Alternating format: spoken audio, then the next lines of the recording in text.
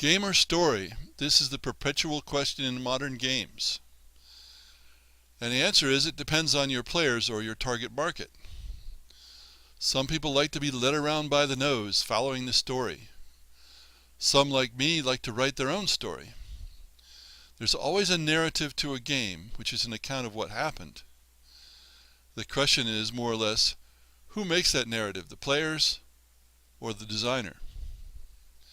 Do you set up a situation the players can resolve themselves, or do you set up a story that players will follow, which is a puzzle as much as a game? For an RPG game as a whole, I recommend situations, perhaps with an overarching story, but not everybody feels that way. Another question is, what is a referee's task as the designer sees it?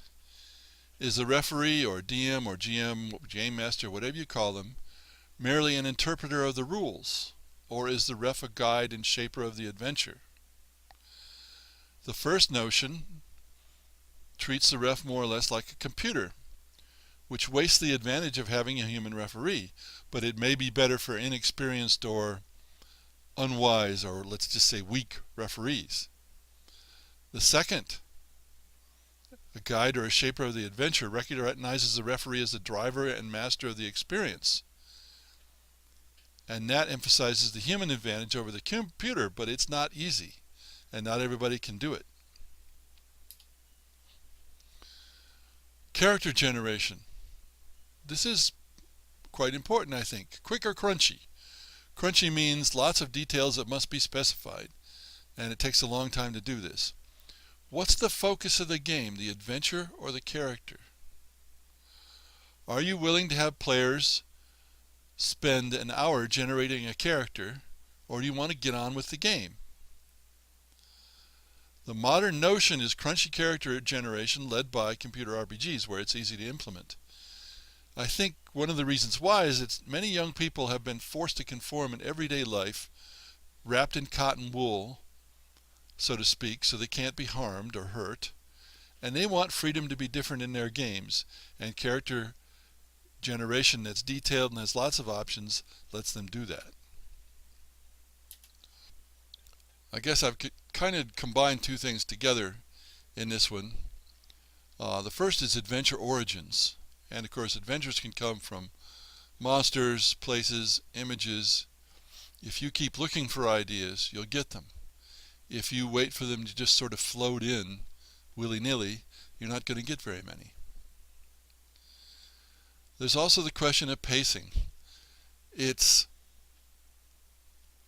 seen in the movies that frequently people are having to save the world. Even in television shows, it seems like they're saving the world. The idea in games is that you vary the tension.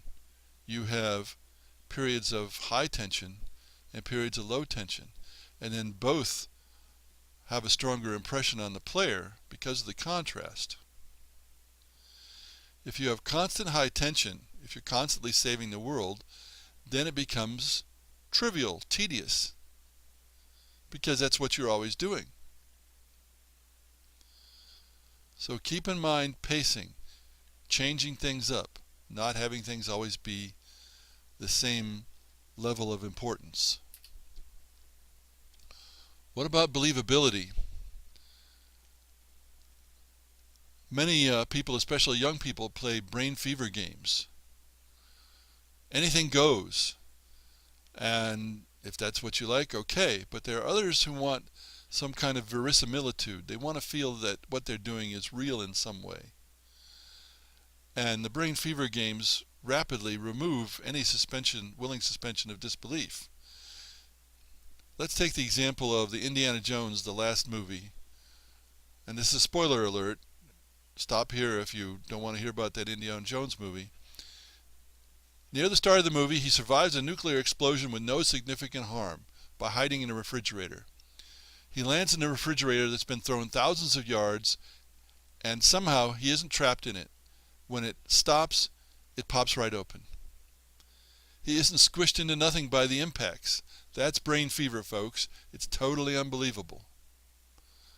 It's something we accept in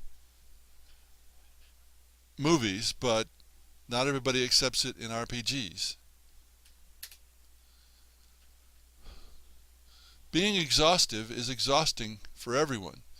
You can't cover all the possibilities in a book or even several books. If you try to do so, you try to be exhaustive, you may exhaust the readers and put them off. At some point, it's impossible to have all the answers be in a book or a few books.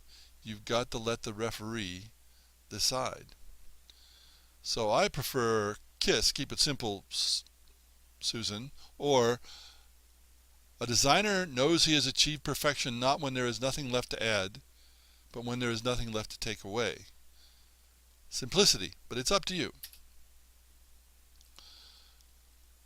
Now, I have had more to say about this topic in other videos, and at some point, perhaps 2016, I'll have a class just about role-playing game design and a book if I live long enough.